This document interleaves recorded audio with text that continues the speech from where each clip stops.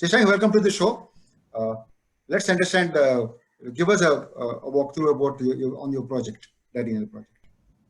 Sure, Shashank. sure. Thanks, Kumar Saab, giving this platform so that we can explain ourselves. And we are really honored to be over here and present ourselves as we deal with one of the growing crises in India. And thank you very much. So to begin with, I have a master's degree in biomedical engineering from University of Texas in US. Okay. And post that, I worked for corporations like GE Healthcare, Philips, and my career in medical devices spanning more than 10 to 12 years.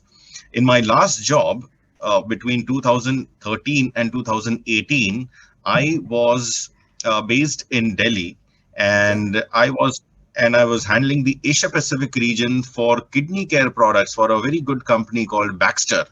And so I collaborated with a lot of nephrologists, my teams, and just to understand the landscape of kidney care in India. And a lot of shocking numbers, facts, and figures came to my attention and came to my knowledge. A huge percentage, estimated around 11 to 15 lakh kidney patients are there in India, and out of which probably half of them are able to get dialysis. There are a lot of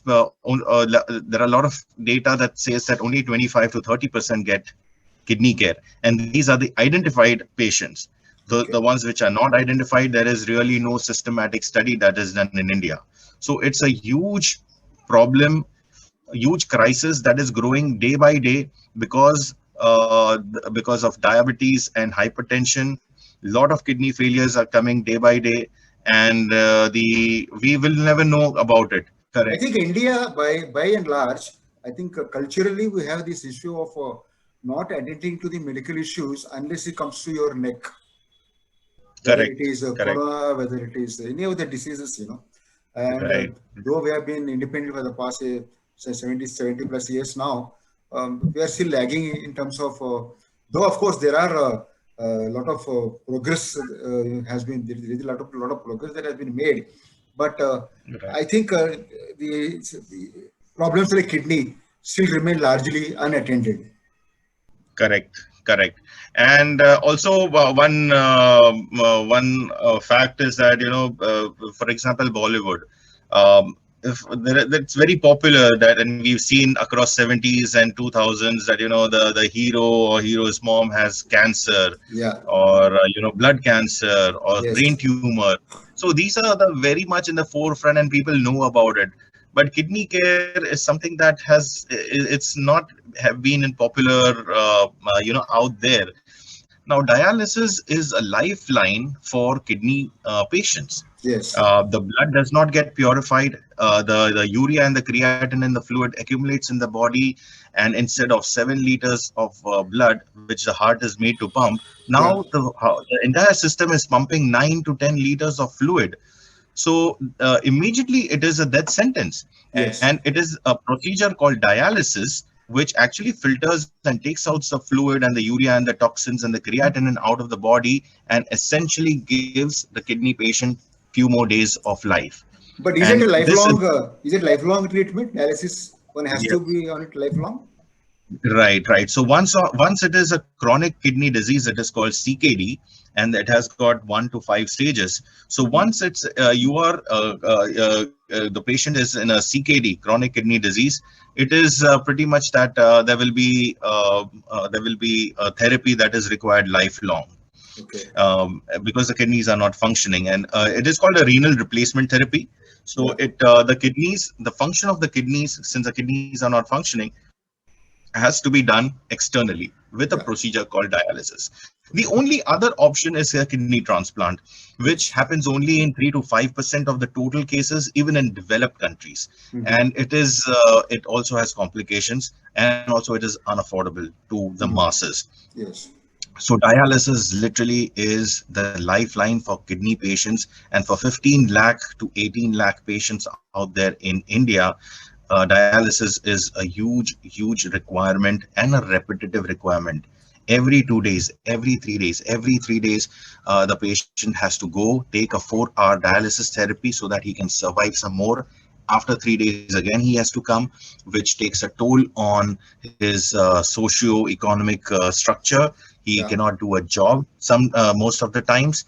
Also, he has to be accompanied by someone else in Yes. the family, and that's lot of stress, the travel, the time, and also the employment gets affected. So it's a double whammy, And and what are it the is what are as going by your experience? What could have been the major reasons? One is of course the diabetes, and statistics show that diabetes is on the rise because of the right, lifestyle and the kind of right, food people right, take, etc. So, correct, correct. other than diabetes, what could be the other reasons which are responsible for Right, right. kidney issues? Right. So diabetes. So even in developing countries and some of the developed countries across, 30% to 60% of the cases are through because of diabetes and high blood pressure. Oh, And it is not just diabetes and high blood pressure, but also the medication towards it, okay. which puts a pressure on the kidneys. So that is one reason. The other is autoimmune, which is yet being studied. Third is hereditary. There's a lot of research is being done, and certain family structures, and certain families are seen, they are prone to having kidney failures. If someone's uncle or grandmother had suffered, they are at a higher risk. Also, the food and the water habits. Mm, Sometimes the water quality and the well water and the brackish water also does lot of damage to the system, kidney, including yeah. the kidneys. And certain coastal region with high salinity have shown that yeah, there is a significant correlation in chances of kidney failure in such regions. So when I saw that there is a rampant growth, and every year almost 2.5 lakh people die because of not being able to get adequate dialysis, is when I met with nephrologists and a lot of experts. I myself traveled to the interiors of Maharashtra and the outskirts of Mumbai, and I got to know that the current scenario is that most of the dialysis centers are 15 to 20 bed dialysis centers, and they are located within tier 1 cities. Okay. And because there was a very peculiar condition that the people from the outskirts of tier 1 cities and the tier 2 cities were having to travel sometimes 150 kilometers, 200 kilometers every 3 days to get their dialysis coming to the city. This is the scenario which did not even make social sense, medical sense, or even business sense. Yes. So it is an untapped territory, that there are patients on the outskirts and the peripheries and the neighborhoods of tier 1, 2, and 3 cities who do not get proximate access to kidney care, dialysis every 2 days, 3 days, and they are having to travel such a long distance. But aren't there any mobile units which can cater to this kind of requirement? See, so mobile units are not economical. Mobile units, imagine having a van, a driver, a physician, a dialysis technician, a machine, and a a water tank. Each dialysis takes around 150 liters of pure water. Okay. The petrol, the biomedical waste management. There are so many parameters that go into it, and the van goes and travels to somewhere and maybe does 2 or 3 or 4 dialysis in a day. That is Correct. not the volume it can And cater. and the So, hygiene issues also. yeah, right, and hygiene issues, and also economy. It's Correct. just very difficult to make the ends meet. As Correct. against, if you actually open a dialysis center over there with even 2 or 3 bed, then you are serving at least 9 to 10 dialysis sessions in a day, which means that you are able to serve 30-35 patients who otherwise would be traveling 100 kilometers far to get their dialysis. So So do when you see that this almost all the small places around the main city peripheries, they will be having must be having this kind of issues? I mean, let's take Mumbai, of course, is very large, and Mumbai right, outside Mumbai right, is also totally urbanized.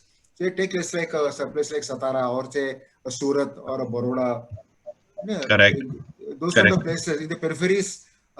You do me to say there will be a lot of patients like this will be requiring say, Absolutely. Even within Mumbai, there are these stations and suburbs, and between the suburbs, if you go, yeah, there are the patients have to travel even in, because Bombay the travel time is more. It's all correct, distances. correct, Maybe might be 4 kilometers, but it takes 45 minutes to go. So true. if you have a dialysis center 45 minutes away, that doesn't work.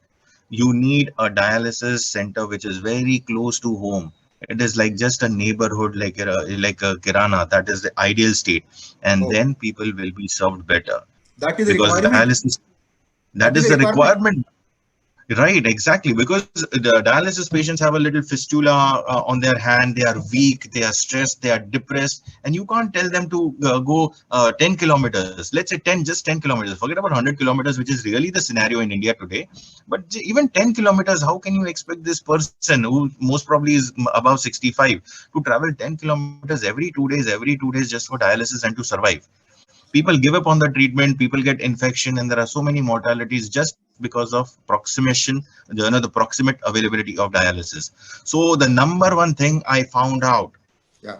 in my research, leaving the from my corporate job that I was doing, was that proximity of the dialysis center availability is very essential to get quality care and to make sure that there is a sustained treatment that the patient avails. I gave up on my job and I thought this is really something worth doing.